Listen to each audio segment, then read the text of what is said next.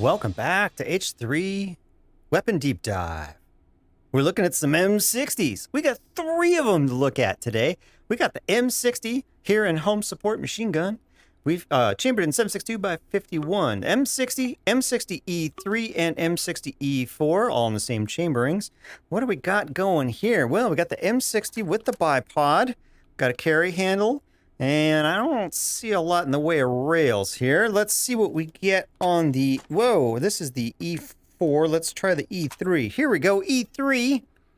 Got a foregrip on this guy. No bipod. Oh, no, wait. Is this a... There's the bipod. It just moved on me. And still no rails, it looks like. Let's see what we got on the E4. Now we're talking. We got rails. Still got the bipod. Still got a carry handle. Right there. That's nice. Neat. Anyway, 3 M60s. 1, 2, 3. Count with me. Check it out.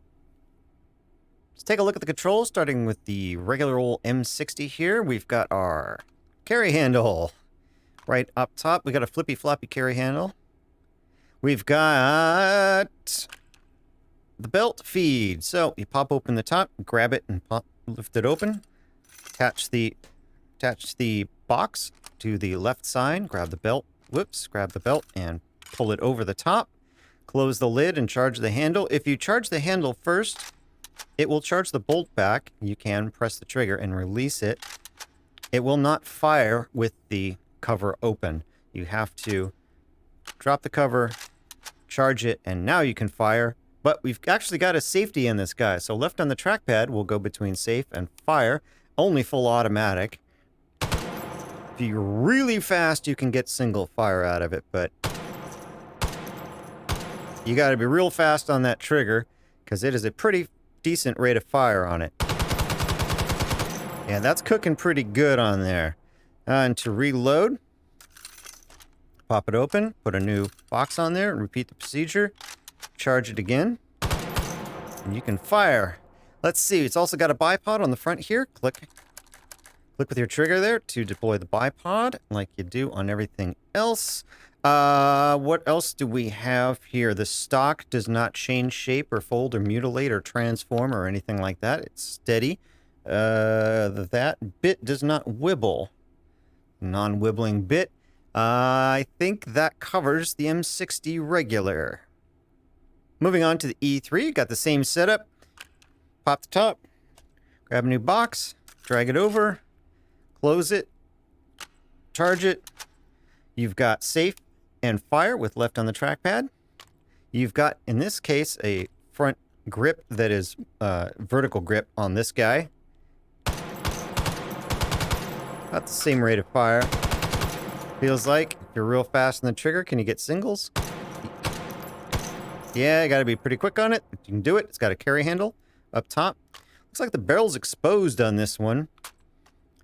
Yeah, you got a little more exposed barrel on this one. Also, the bipod is in a different place. It is... Where is the bipod? There it is. So you got to click right here at this upper hinge. Right there. And that'll deploy the bipod. C. Stock does not change shape. Does not bend or fold or extrude. Oh, the flippy goes right through that, goes right through the sights. Right through that. All right, so that is the E3. Basically, it's got a vertical grip. That's the biggest obvious difference. Finally, the E4. Now we got some rails on this guy, but basically everything else is the same. We got our carry handle up top. No vertical foregrip, although you can add one, but we'll get to the attachments later. Our bipod is here. Again, click on the hinge there. Stock does not change shape. Here's our cover, lift. Box is in the same spot. Pull over, close the cover, thank you. Pull charging handle back. We've got safe and fire. Again, only full auto. Yeah, it feels like the same rate of fire as well. Bipod. Yeah, already covered the bipod. Let's see what else we got. And I think that covers the E4. So that's all of them. Look at attachments starting with the regular. Again, let's look for rails. I don't think This has rails, so this is the non-railed early version. All right, okay, so let's see what goes in the barrel. Can we put a muzzle brake on it? Yes, we can. That should mean that we can put a suppressor on it. Yes, we can suppress the M60. Barrel extension will go, and our rail adapter will go, so you can get some rail attachment stuff on it that way. That will come in handy later, I'm sure. How about a bayonet? Yes, the battle spatula will go on there. I don't know if there's a specialty bayonet for this. Should I check? No. That would require effort. All right, stock. Well, we've already got a stock. We can't take it off. So that'll cover attachments for the regular M60. Let's look at attachments for the E3. Let's start with some rails. Now, the E3 is newer, but not rails newer. So we've got some lightning going on this thing, but no rails yet. All right, let's check the barrel. Muzzle brake will go. Suppressor will... Whoa, suppressor will fight me, but it will go. Barrel extension, I'm sure will go. Yes, it will. And the adapter will go as well. Fantastic. Battle spatula, all important. Yes, gotta have your battle spatula on there. For this battle implement, stock, already got a stock, so that'll cover it for the E3. And finally on to the E4. Now we've got rails. Boy, do we have rails. So we've got a rail on the top, on the loading cover here. So that will actually swing with the firearm. We've got a rail on the left and a rail on the right in the front. And we've got two sets of bottom rails, a small one and a big one. Do we have any back here? We've got so many rails. No, just 5 rails, I guess. So that should get your rail fix for you. Nice. Let's see if the barrel has the usual suspects on there. Yes, it does. Muzzle brake will go. Suppressor will still go. Extension will go. And the adapter will go, which probably don't need it on this guy. Battle spatula will go. Fantastic. Stock's already taken care of. E4. Got the good stuff. Let's check out our sights. And we do have different sights on these guys. Now that is a front post. Wow. That is huge. And in the sky. And so this is your rear sight. Now, it will change between 100 and 1100 meters by pressing left and right on the trackpad. It does not fold flat. So, whoops, skating there. Does not fold flat, so you can't get it out of the way. So that's a bit of a bummer, but it is your primary sight because you've got no rails on this guy. Let's see how accurate. Now this says 100 meters, so yeah, 10 meters it's low, so that's kind of odd. Whoops. Yeah, okay, so about halfway up the block. Yeah, maybe a quarter. It's tricky to get one shot off. There we go. So about halfway up that large block will get you for 10 meters. Maybe a little high. It's going to be tricky. I'm going to have to put a laser on it or something. Let's look at the sights on the E3. Now, whoa. Hello. Yes. Okay, these sights will also adjust between 100 and 1100 meters as well. But now we've got a big old circular aperture on there. On the same front post, so looks like we lined it up with that little notch that's in the center of the post. All right, again, we're a little low. Let's go to the middle of the box. That's a little high. Top of the box. Yeah, top of the box is pretty good. Yeah, that'll do it for 10 meters. Will it fold flat? I don't think it does. No, it certainly doesn't want to. Sorry. Excuse me. But that will do it for your iron sights because there's no rails on this guy. E3. Let's look at the sights on the E4. Now, these look very similar to the E3, but they are slightly different because this will actually fold flat. So now you can put a red dot or what have you up on this top rail and get that to work that way, which is very handy. Still got that front post out there, but you can't do anything about that. And yes, I checked on the E3. Clicking this spot does not make it fold, even though it's set up the same way. So you've got the same aperture rear and front post. You've got the same amount of elevation adjustment, and you've got the same. Let's see if it zeroes the same. Yeah, pretty much. Whoops. Same high rate of fire. Yeah, it looks like top of the box. Top of the box will get you there. Let's see what it looks like with that red dot on there just for laughs.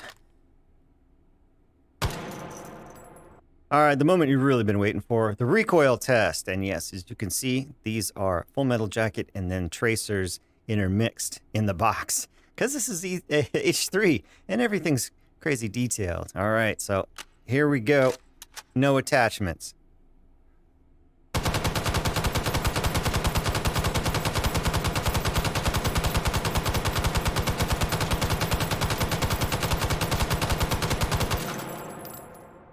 Well, first one's a 10, and the rest are pretty consistently 5s and 6s because we are right in that zone. So that pattern is extremely tight once you've got that. If you can adjust that, if you can pull that down, that's an extremely good recoil pattern. Good recoil pattern. The numbers are 4.75, but that's not the important part. Look at that group. Are you kidding me? Let's try it with the muzzle brake. I got the adapter on there for the laser, but it shouldn't affect the recoil. Just muzzle brake. Here we go.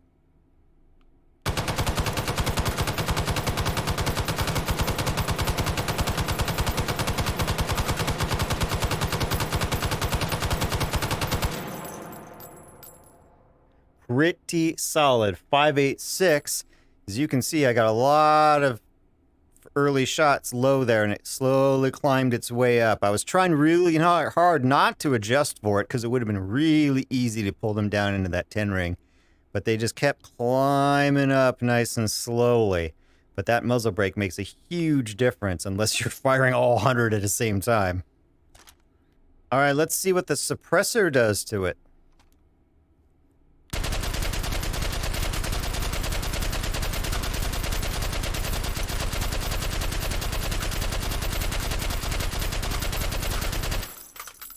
Yeah, same kind of thing. Oh, I got a 9 on the first shot. Well, I don't want to redo it. 4.75.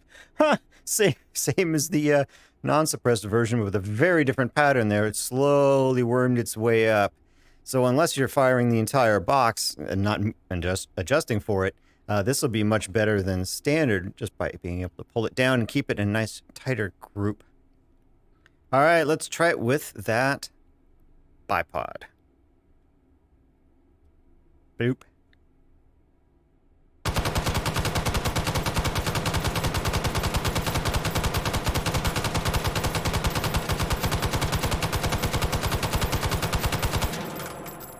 All right, same sort of pattern. It climbed its way up and then stabilized in a little group. Extremely good recoil though. 7.39 was our number, but man, that's not that far off of the 0, so you could pull that down, no sweat. Bipods are OP. Moving on to the E3 version, I suspect this is going to be the same recoil pattern because it's the same barrel length, same round, same rate of fire. I don't suspect a difference here, but we do have a foregrip that is configured slightly differently, so let's see if that affects it.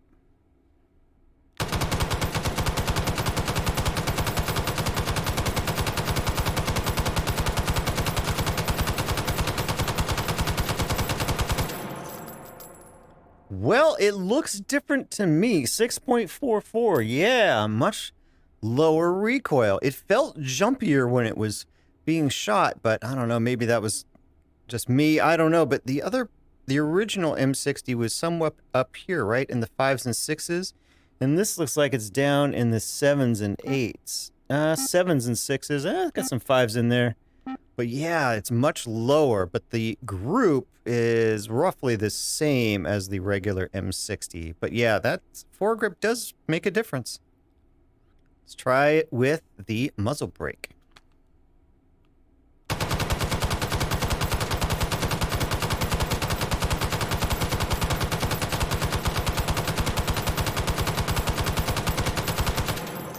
Noticeable improvement with the muzzle brake. 7.87. Yeah, look at that. 8s and 9s. 8s and 9s and 8s and 9s and some 7s in there. Yeah, look at that. It's kind of messy. It's not as clustered as the other ones, but that is a much closer to 0 pattern there. Much less need to pull it down in. But wow. Yeah, muzzle brake. And onto the suppressor.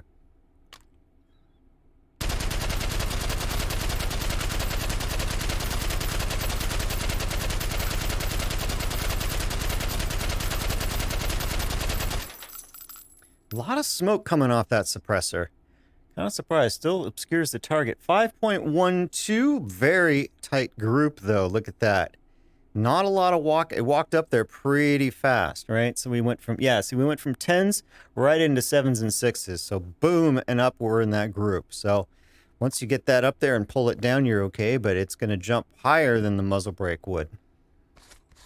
Finally, onto the bipod.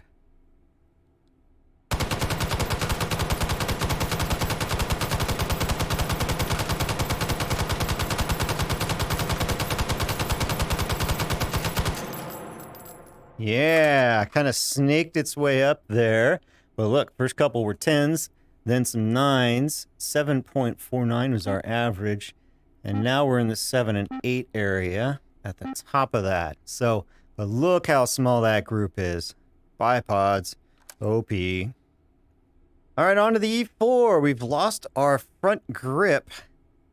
Let's see how this one does.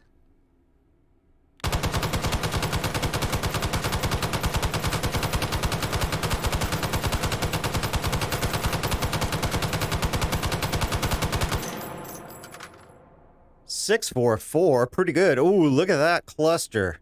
That is a group, let me tell you. Wow, so it does quite well without anything attached. Doesn't really miss that vertical much at all. All right, let's throw a muzzle brake on there, see how we do. 644 was our earlier number. See how this does. I always hate these carry handles. I always flip them. It's a fiddly bit that I hate. All right, here we go.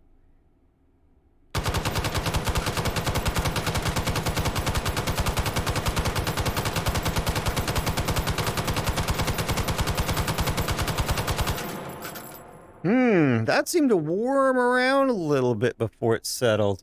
698, so good average there. Good group in the end.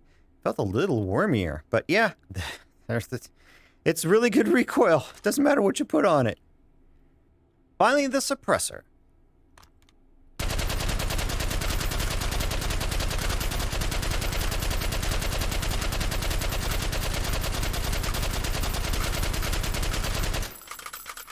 Ooh, that's a group. That's a group. 671. It's a group. And finally, the bipod.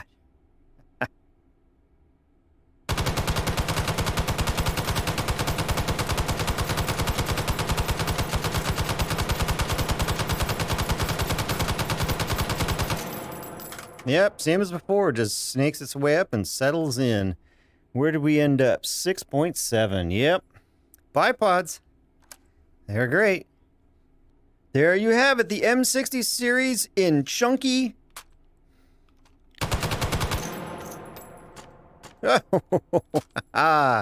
Streamlined with a front grip.